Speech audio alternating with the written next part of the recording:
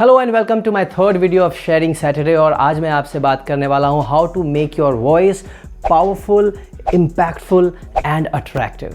ये वीडियो इसलिए क्योंकि बचपन में अगर याद करता हूँ तो मुझे बस एक ही चीज़ आती है। मेरा बचपन में काफ़ी मजाक उड़ाया गया था जस्ट बिकॉज मैं तुतलाता था। क्लास से लेकर किसी से बाहर मिलने जाऊँ वहाँ तक मेरे फ्रेंड्स और हर लोगों के बीच मेरा नाम तोतला रख दिया गया था। मैं अपना नाम भी अच्छे से प्रोनाउंस नहीं कर पाता था। मेरा नाम है हर्षित अनुराग। मैं अनुराग को अनुराग बुलाता था। मेरे डैडी डॉक्टर हैं तो उनके प्रोफेशन को बताने के लिए भी मुझे लोगों का मजाक सहना पड़ता था और मैं लोगों से कहता था मेरे डैडी डॉक्टर हैं, और ये मुझे बहुत डिप्रेस करता था और मैं बहुत इनसिक्योर होता था। इसकी वजह से मैं इतना परेशान हो चुका था खुद से कि मैं बोलना बंद कर दिया था। मैं ना के बराबर बोलता था, ज़रूरत की बातें बोलता था। इमेजिन कीजिए वैसे सिचुएशन से आज मैं जब आपसे बात कर रहा हूँ तो एक लंबी जर्नी मैंने तय की है और उससे जो मैंने कुछ पॉइंट्स निकाले हैं वो मैं आपसे शेयर करूँगा। So let's get started with the 7 points how to make your voice powerful, impactful and attractive. Number 1, do not copy others. हर लोगों की वॉइस यूनिक है। हम किसी से बहुत प्रभावित हो जाते हैं, बहुत इम्प्रेस्ड हो जाते हैं तो हम उन्हें कॉपी करने की कोशिश करते हैं और बहुत अटपटा साउंड करते हैं। हमारे दोस्त उसे बहुत क्लियरली बता सकते हैं you are faking it, so don't fake it. और वो फेक करना हम तभी शुरू करते हैं जब हम किसी को कॉपी करते हैं।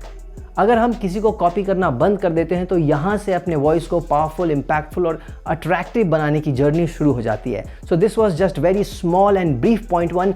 Let's go two point number 2। Point number 2, find your right pitch. अपनी परफेक्ट और एक राइट पिच को ढूंढना बहुत ज़रूरी है। वो इसलिए क्योंकि जब हम बहुत हाई पिच पे बात कर रहे हैं तो लोग सुनना पसंद नहीं करते हैं। जैसे कि अगर मैं ऐसे बात करूं तो बहुत देर तक लोग ज़्यादा नहीं सुन सकते हैं, लोग परेशान हो जाएंगे मेरे ऐसे बातों से। अगर मैं ऐसे बात करूं तो आप फिर परेशान हो जाएंगे और आप मुझे सुनना नहीं चाहेंगे। तो बहुत ज़रूरी है कि आप अपने परफेक्ट पिच को ढूंढें। अगर आप इस नॉर्मल वे में बात नहीं करते हैं तो अपना आप मजाक उड़ाएंगे। और अपने परफेक्ट पिच को ढूंढने का तरीका बहुत ही सिंपल है। मैं आपको बताता हूँ अपने परफेक्ट पिच को कैसे ढूंढ सकते हैं। आप जब कभी अपने दोस्तों से बात कर रहे हो, वो दोस्त जो आपके बहुत करीबी हों, जो आपसे बहुत दिन से जुड़े हुए हों, आप उनके सामने बहुत नेचुरल बिहेव करेंगे और उनके सामने आप कुछ प्रिटेंड करने की कोशिश नहीं करते हैं। जब आप उनसे बात कर रहे होते हैं तो आप अपने आप को ध्यान से सुनिए और या उनसे पूछिए क्या मैं नेचुरल साउंड कर रहा हूँ। आप अपने आसपास के लोगों से जो आपको जानते हैं आप उनसे पूछिए, आपको अपना परफेक्ट पिच बहुत आसानी से मिल जाएगा। Point number 3, know the technique. जब आपने एक बार अपनी परफेक्ट पिच को फाइंड आउट कर लिया है तो बहुत ज़रूरी है कुछ बेसिक टेक्निक को जाने।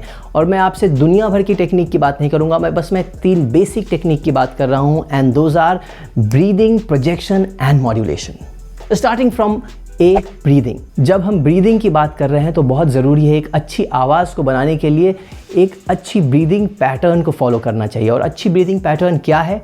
वो है कि अपने पेट से सांस लें और तब बोलने की कोशिश करें। जब आप पेट से सांस लेते हैं तो आपके वॉइस में एक नेचुरल डेप्थ आता है। अगर आप इसको कॉन्शियसली भी शुरू करते हैं तो शुरुआत में आप कॉन्शियसली करेंगे ज़रूर, लेकिन बाद में आपकी ये हैबिट बन जाएगी और आपकी ये वॉइस को बहुत ही पावरफुल और इम्पैक्टफुल बना देगा। और ब्रीदिंग टेक्निक फॉलो करने के बाद हम आते हैं पॉइंट बी पे, और वो है प्रोजेक्शन। जब हमारे अंदर स्ट्रेंथ हो जाती है किसी चीज़ को अच्छे से कह पाने की, जो कि अच्छी ब्रीदिंग टेक्निक से हो जाती है, तब आपकी प्रोजेक्शन ऑटोमेटिक बढ़ जाती है। अगर मैं किसी को दूर से बुला रहा हूँ, सुनो मुझे तुमसे काम है। अगर मैं किसी थोड़े से बड़े रूम में हूँ और वहाँ पर मुझे 30 से 40 लोगों से बात करनी है तो मैं नॉर्मल आवाज़ में नहीं बात कर सकता हूँ, तो वहाँ पर ज़रूरत होगी प्रोजेक्शन की। तो ज़रूरी है कि उसके लिए आपकी ब्रीदिंग पैटर्न इतनी स्ट्रांग हो जाएगी तब तक तो आपकी प्रोजेक्शन ऑटोमेटिक बढ़ जाएगी। और मॉड्यूलेशन एक आर्ट है जिसे आप खुद ब खुद अपनी प्रैक्टिस से ठीक कर सकते हैं। मॉड्यूलेशन कहाँ पर किस चीज़ के लिए बहुत दबाव देना चाहिए और कहाँ पर कम दबाव देना चाहिए, तो इस मॉड्यूलेशन को सीखने के लिए ये आपकी खुद लर्निंग काम आएगी जब आप अपनी ब्रीदिंग पैटर्न और अपने प्रोजेक्शन पे अच्छा खासा काम कर लेंगे उसके बाद।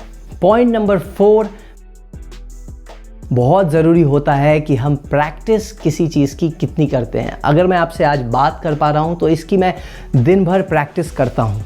जब भी मैं किसी प्रेजेंटेशन के लिए जाता हूँ या किसी परफॉर्मेंस के लिए जाता हूँ तो मैं प्रैक्टिस करता हूँ। बहुत ज़रूरी है कि अगर अपने वॉइस को आप इम्पैक्टफुल और पावरफुल बनाना चाहते हैं, अट्रैक्टिव बनाना चाहते हैं, तो दोस्तों आपको प्रैक्टिस बहुत ज़रूरी है। और वो सिंपल प्रैक्टिस है कि जब आप रीड कर रहे हो किसी चीज़ को तो कभी कभी लाउड रीडिंग करें। आप वैसे रीड करने की कोशिश करें कि जब आप 4 लोगों के बीच बात कर रहे हैं तब आप कैसे बात करेंगे। अच्छी प्रैक्टिस से एक बहुत अच्छी बात ये हो जाती है कि जो अननेसेसरी के पॉजेज़ होते हैं, लाइक जो हम बोलते समय मतलब मैं कहना चाह रहा हूँ कि और इनफैक्ट अगर मैं इसको ऐसे कहूँ, मैं आपसे ये कहना चाह रहा हूँ कि इसको दोनों के कहने के अंदाज में डिफरेंस हो जाता है। आपकी आवाज़ एक स्टोरी टेलिंग फॉर्मेट की तरह होनी चाहिए। जब आप किसी से कुछ कहें तो लोग सुने, और वो तभी होगा जब आपने उस पर प्रैक्टिस किया होगा। Point number 5, body language. Body language बताता है कि आप किस स्टेट ऑफ माइंड में हैं। अगर आप बहुत स्ट्रेस्ड हैं तो डेफिनेटली आपकी आवाज़ अच्छी नहीं हो सकती है। तो बहुत ज़रूरी है कि हम बहुत स्ट्रेट, फर्म और अपने कंफर्टेबल वे में रहें, तो आपकी आवाज़ ऑटोमेटिक इन्हांस हो जाती है। और आप ये भी नोटिस करेंगे, आप डिफरेंट पोस्चर्स में रहते हैं तो आपकी आवाज़ बहुत डिफरेंट होती है। अगर आप सो रहे होते हैं तो आप अलग तरीके से बोल रहे होते हैं, अगर आप बैठ रहे होते हैं तो आपकी आवाज़ की प्रोजेक्शन, आपकी मॉड्यूलेशन और आपकी प्रॉपर पूरी पैटर्न अलग हो जाती है। अगर आप कोई एक्सरसाइज कर रहे हो तो आपकी आवाज़ कैसी हो जाती है, अगर आप बहुत रनिंग कर रहे हो तो आपकी आवाज़ कितनी बदल जाती है। तो बॉडी लैंग्वेज एंड पोस्चर बहुत इंपॉर्टेंट फैक्टर है आपके आवाज़ का। बॉडी लैंग्वेज के अंदर आता है जेस्चर्स। बहुत ज़रूरी है कि जब आप किसी से बात कर रहे हो, जैसे कि मैं आपसे बात कर रहा हूँ, अगर मैं ऐसे नॉर्मल खड़ा होकर बात करूँ तो शायद आप सुनने की चाहत नहीं रखें। लेकिन हाँ, अगर मैं अपने जेस्चर्स का काफ़ी इस्तेमाल कर रहा हूँ, अपने हैंड मूवमेंट्स, अपने आई मूवमेंट्स, और आपसे मैं जुड़ा हुआ हूँ, so we both are connected. बहुत ज़रूरी है, इम्पॉर्टेंट फैक्टर है जेस्चर। एक जेस्चर बहुत लोगों को कनेक्ट करके रखता है। तो जब कभी आप बात करें तो कोशिश करें कि आप पूरे बॉडी से बात कर रहे हो। आप जब फुल बॉडी कॉन्वर्सेशन कर रहे होते हैं तो लोग का अटेंशन और लोगों की ध्यान आपकी तरफ ही जाती है। Point number 6, purpose of your speech.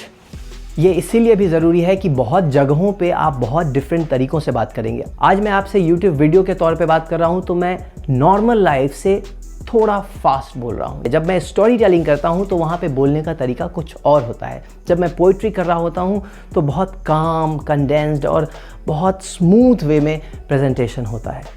And it is all about timing. आप किस समय में कैसे बात कर रहे हैं या क्या बिहेव कर रहे हैं, वही मैटर करता है।